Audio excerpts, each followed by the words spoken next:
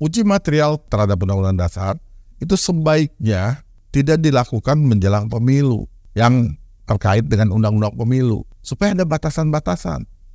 Jangan Mahkamah Konstitusi jadi keranjang sampah. Sebentar-sebentar gugat, sebentar-sebentar ajukan. Apa iya? Mohon maaf, anak muda Indonesia usia 35 tahun sudah mapan dalam cara berpikir, mapan dalam cara bertindak, mapan cara bersikap, dan lain sebagainya. Kalau toh ada, ya saya yakin banyak, saya yakin sekali. Tetapi kriteria itu harus sangat hati-hati. Apakah Pak Gibran ini namanya bisa naik karena bapaknya presiden? Coba kalau Kang Eri berapa umurnya sekarang? 42, Pak. 42. Kalau anaknya presiden bisa nyalon.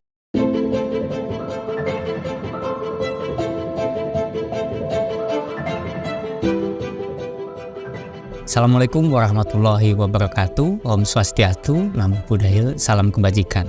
Salam sejahtera bagi kita semua. Jumpa lagi bersama saya Eri Muhtar Muhammad dalam program Serambi Adi Warman. Serambi Adi Warman merupakan program edukasi hukum yang akan membahas permasalahan keadilan yang hangat terjadi di kalangan masyarakat. Program official Adi Warman juga akan melakukan penelusuran hukum yang dikemas dalam bentuk karya jurnalistik yang bertujuan memberikan pemahaman hukum sesuai dengan peraturan yang berlaku di Republik Indonesia. Pada episode kali ini, Serambi Adi Warman akan membawakan tema dengan judul Upaya Gibran Nyawapres Melalui Pintu Mahkamah Konstitusi. Baiklah, sebelum acara kita mulai, mari kita simak video. Anaknya presiden tuh, Gibran Raka Buming. Nah kalau masih kecil gitu emang boleh ya? Ya boleh, kan lagi digugat di MK itu batas usianya. Tapi kan dia belum 40 tahun. Iya, kan lagi digugat di MK usianya. Gibran memang sekarang umurnya 35. Ya. Syarat untuk jadi wakil presiden atau presiden kan 40 tahun. Nah, Lagi digugat. tapi kayaknya agak curiga deh. Karena yang ngajuin itu kan PSI ya. Ada banyak, ada Dan- PSI, ada... Orang-orangnya juga kayaknya ini sengaja dimajuin biar menjelang cawapres ini. Ini kan ada berapa? 3 warga negara Indonesia ya. Antoni Wirja, pemohon 1, ada Eka Rahmatingyas, pemohon 2, ada Dek Prayudi, terus ada Mikhail Gorbachev malah sama PSI. Emil Dardak juga ada di situ. Ada ya? Ada. Ah masa sih? Ada Wagub Jatim juga ikutan menggugat. Nah terus kemarin kalau ngomongnya Panda katanya masih anak ingusan. Itu gimana? Ingus itu apa sih berarti?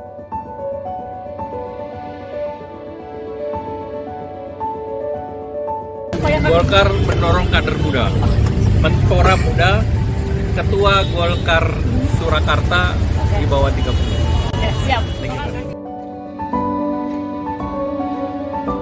Jika MK meloloskan uji materi ini dan membuka batas minimal capres dan cawapres, Mas Gibran akan ikut dalam bursa calon wakil presiden.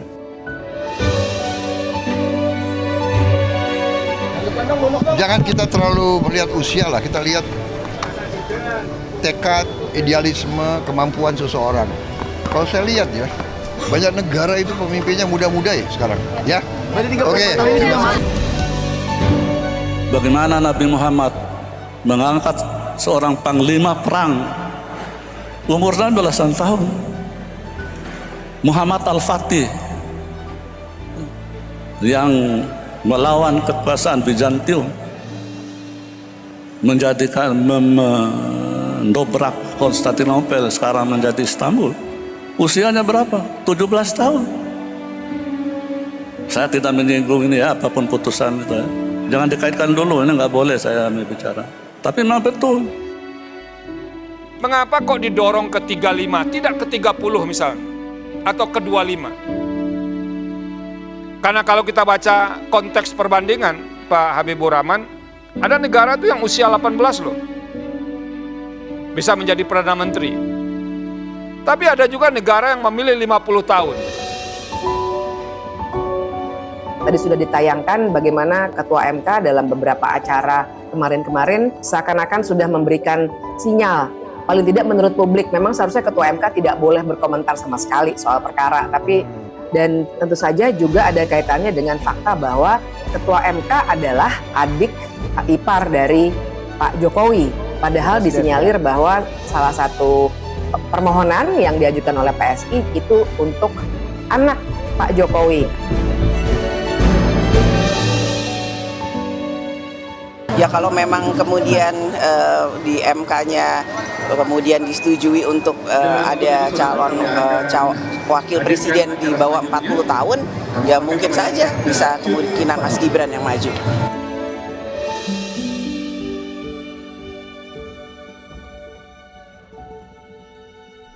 Jangan lupa share, like, dan juga subscribe Serambi Adi Warman. Sahabat Serambi Adi Warman telah hadir di studio bersama kita, Bapak Adi Warman. Kita sapa terlebih dahulu. Assalamualaikum warahmatullahi wabarakatuh. Waalaikumsalam warahmatullahi wabarakatuh. Apa kabar Pak? Baik, alhamdulillah. Kang Eri gimana kabarnya? Alhamdulillah sehat Pak. Semangat terus ya. Semangat. Ini Bapak penampilannya sekarang beda Pak. Kenapa beda? Soalnya Bapak kelihatan 35 tahun. Itu Mas Gibran. Oh Gibran ya. Iya. Atau kembali ke Pak mungkin 53. Tapi by the way soal umur kan ada istilah apa ya? It's just a number gitu. Nah ini terkait dengan video tadi kita lihat ya Pak. Apa pendapat Bapak? Saya berpendapat terhadap video ini cukup menarik untuk dikaji.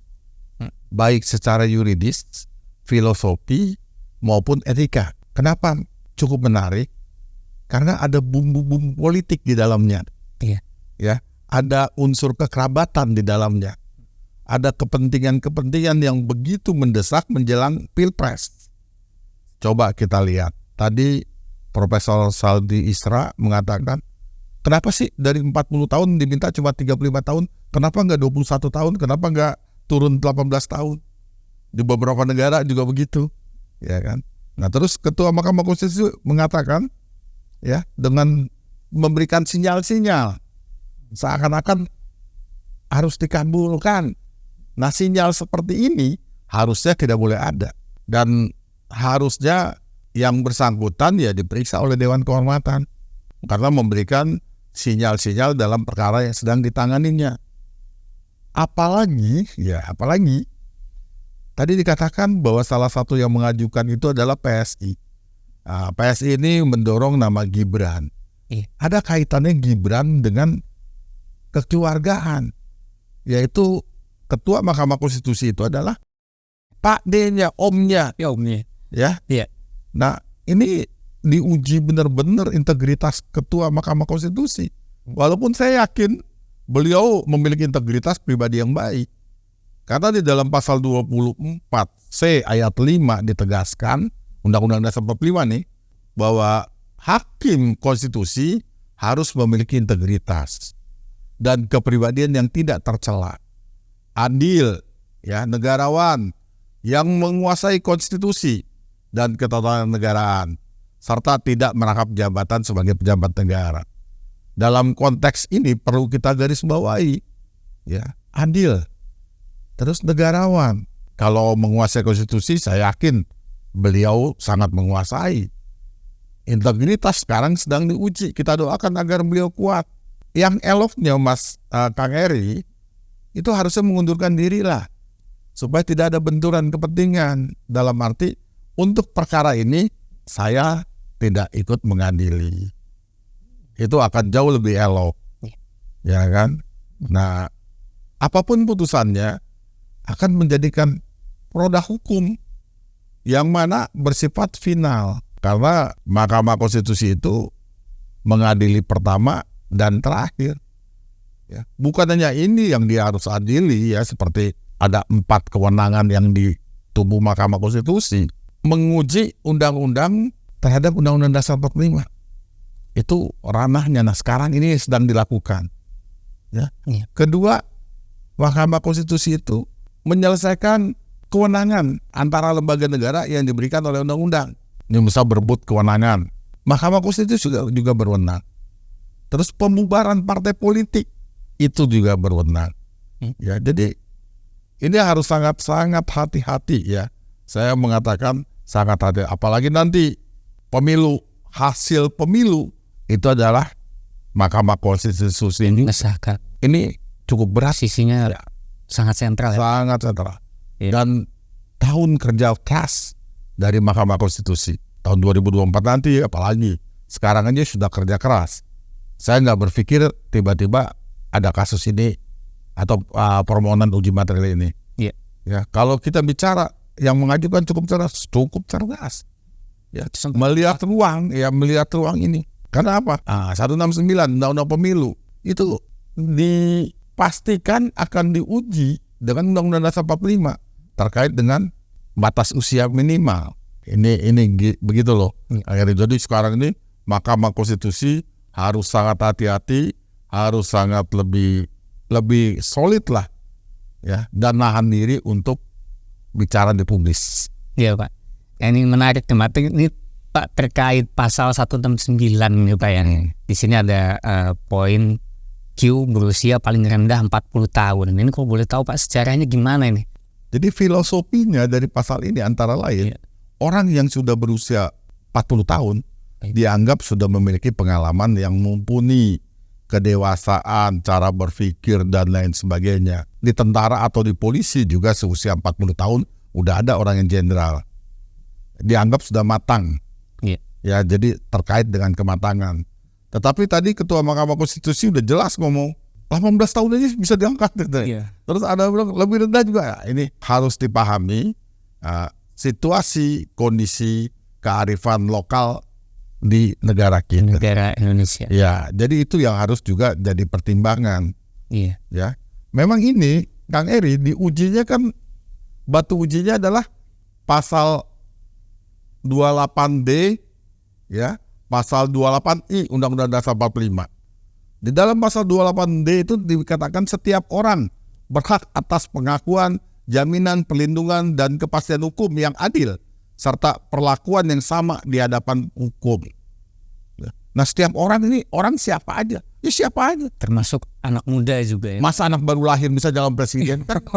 Ini perlu diuji. Iya, kan nggak mungkin gitu loh. Paham Pak. Nah, ini kan setiap warga negara berhak mempunyai kesempatannya. Inilah yang saya katakan harus arif dan bijaksana. Ini kearifan lokal. Apa iya? Mohon maaf, anak muda Indonesia usia 35 tahun sudah mapan dalam cara berpikir, mapan dalam cara bertindak, mapan cara bersikap dan lain sebagainya. Kalau toh ada, ya saya yakin banyak, saya yakin sekali. Tetapi kriteria itu harus sangat hati-hati. Apakah Pak Gibran ini namanya bisa naik karena bapaknya presiden? Coba kalau Kang Eri berapa umurnya sekarang? 42 Pak. 42. Kalau anaknya presiden bisa nyalon. Iya kan? Iya betul. Ini kan, apakah itu juga perlu diperdebatkan? Ini soal lagi. Dan di dalam pasal 28I juga dijelaskan di situ. Setiap orang bebas dari perlakuan yang bersifat diskriminasi atas dasar apapun dan berhak mendapatkan perlindungan terhadap perlakuan yang bersifat diskriminasi itu. Nah, ini sebenarnya kita bisa lihat di Undang-Undang HAM, Hak Asasi Manusia. Ada aturan-aturan. Memang dasar Undang-Undang Dasar 45 hanya dasar-dasar, hanya prinsip-prinsip yang diutarakan. Pertanyaan timbul, apakah pasal 169 ya huruf Q itu bertentangan dengan Undang-Undang Dasar 45 pasal 28D? Enggak bertentangan. Ya, belum tentu bertentangan. Ya, itu harus dikaji. Kalau nanti saya bilang enggak bertentangan terlalu pagi juga, tetapi itu perlu dikaji. Nanti pertanyaannya kan timbul, tadi saya bilang, anak baru lahir gimana? Iya. Anak 5 tahun bagaimana? Iya. Ya. Tak kecuali anak ajaib kali ya. Iya kan? Keluar kalau udah gede. Iya. Iya Pak. Jadi harus sangat hati-hati Kang Eri. Mungkin ini ngelihat ya Pak ya, kalau kita ngelihat Undang-Undang Nomor 7 tahun 2017 itu kan sebenarnya muncul di tahun 2017 ya Pak ya. Gitu. Tapi itu tiba-tiba baru diperkarakan ini menjelang saat-saat pemilu gitu ya Pak ya. Dan ini supaya kalau kita melihat ya, supaya aturan ini sifatnya itu tetap ya Pak ya, nggak berubah-ubah lagi gitu Pak. Menurut Bapak apa yang harus dilakukan Pak supaya ketetapannya itu final gitu? 40 tahun, 40 tahun atau 35 atau 25 dan seterusnya. Ruang itu untuk mengajukan permohonan uji materi di Republik Indonesia dibuka. Jadi tidak ada undang-undang sejak ada Mahkamah Konstitusi tidak ada undang-undang yang bersifat permanen. Ya, dalam artian permanen itu tidak bisa diganggu-gugat. Ya, biasakan kalau di acara-acara itu keputusan panitia tidak bisa diganggu-gugat gitu. Undang-undang bisa diganggu-gugat. Besok-besok panitia juga bisa diganggu-gugat. Jadi produk yang dibuat oleh DPR dan pemerintah yang jumlahnya banyak bisa dianulir oleh orang 9 di Mahkamah Konstitusi. Yang mulia para hakim Mahkamah Konstitusi. Yang mana 9 orang ini adalah para negarawan yang memiliki integritas pribadi yang baik, tidak tercela, adil. Itu loh ininya, poinnya yang harus saya sampaikan, bahwa Mahkamah Konstitusi saat ini sangat-sangat berat, sangat-sangat rawan, detik-detik integritasnya dipertaruhkan. Nah, terkait dengan usia 40 tahun, pendekatannya apa tadi sudah saya terangkan. Kearifan lokal di Indonesia, baru orang dianggap sudah banyak pengalaman, asam garam kehidupan, dianggap sudah berpikir dewasa. Tapi ingat, kedewasaan seseorang itu tidak ditentukan oleh umur, ya. Iya. Jadi faktor-faktor itulah yang jadi pertimbangan para pembuat undang-undang, ya, pada tahun 2017 yang berlaku saat itu. Nah, sekarang timbul persoalan, Pak. Mahkamah Konstitusi misalkan meloloskan, ya, menganulir bunyi pasal yang 169 huruf Q tadi, ya kan, terus dijadikan ke angka berapa saya belum tahu tuh. Tadi saya lihat hakim Mahkamah Konstitusi salah satunya malah bingung. Kenapa bingung? Ini kenapa enggak 25? Kenapa enggak 30? Kenapa enggak 21? Kenapa enggak 18 gitu kan. Nah, kan begitu. Tetapi kebingungan itu akan terjawab apabila menggunakan berbagai macam teori hukum dengan melakukan pendekatan-pendekatan filosofi, kearifan lokal, sumber hukum yang ada di Republik ini. Gitu. Jadi udah benar dikatakan 40 tahun tuh, saya sih setuju. Ya, kalau saya setuju. Karena jarang sekali orang di bawah itu yang di Indonesia yang ini. Walaupun tadi ada orang partai bilang kan, wah ketua di sana di bawah 30 ya kan. Nanti kalau ini dikabulkan, timbul satu lagi persoalan.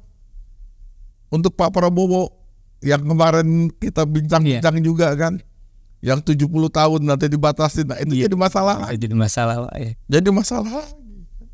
Atau dilepas dua-duanya.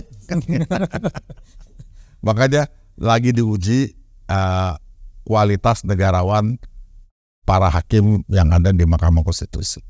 Ya, baik Pak. Jadi memang saat ini Mahkamah Konstitusi sedang disorot oleh masyarakat banyak, Pak, yang terkait dengan keputusannya yang bisa dibilang ini sangat menyinggung dunia politik di Indonesia, Pak, ya. Ya, betul. Kita doakan semoga Mahkamah Konstitusi bisa memutuskan perkara ini seobjektif mungkin ya, Pak, ya. Dan situasi perpolitikan di Indonesia juga kita harapkan tetap tenang dan damai ya, Pak, ya. Amin. Sampai selesai pemilu, Pak. Amin. Dan seterusnya, Pak. Saya berharap ke depannya itu ada aturan hukum yang mengatur tentang membatasi tentang kewenangan Mahkamah Konstitusi. Jangan seperti ini. Ini terlalu luas. Ya, udah nguji undang-undang terhadap Undang-Undang Dasar 45, ngurusin hasil sengketa pemilihan umum. Hasil sengketa pemilihan umum terlalu hebat. Kalau Mahkamah Konstitusi yang tanganin. Ya, jadi biar fokus negarawan, ya nanti mungkin direvisi Undang-Undang Dasar 45-nya untuk itu keluarlah. Ya mungkin cukup di pengadilan tinggi, bisa diambil di PT UN atau di peradilan umum. supaya tugasnya lebih fokus kepada sikap negarawannya. Seperti tadi perselisihan lembaga negara, nah itu memang perlu negarawan. Kalau terkait dengan itu, dengan perselisihan hasil pemilu, tidak perlu seorang negarawan. Dia yang ngerti tentang kepemiluan, orang-orang KPU yang ngerti, dan banyak orang lagi yang lebih ngerti tentang itu. Nah itu ke depan seperti itu. Terus kedua, uji material terhadap Undang-Undang Dasar itu sebaiknya tidak dilakukan menjelang pemilu yang terkait dengan Undang-Undang Pemilu, supaya ada batasan-batasan. Jangan Mahkamah Konstitusi jadi keranjang sampah. Sebentar-sebentar gugat, sebentar-sebentar ajukan. Ini kita lihat Mahkamah Konstitusi sekarang jadi keranjang sampah. Apa juga diajukan. Harus ada aturan yang mengatur, menseleksi lah apa-apa yang bisa dibawa ke situ.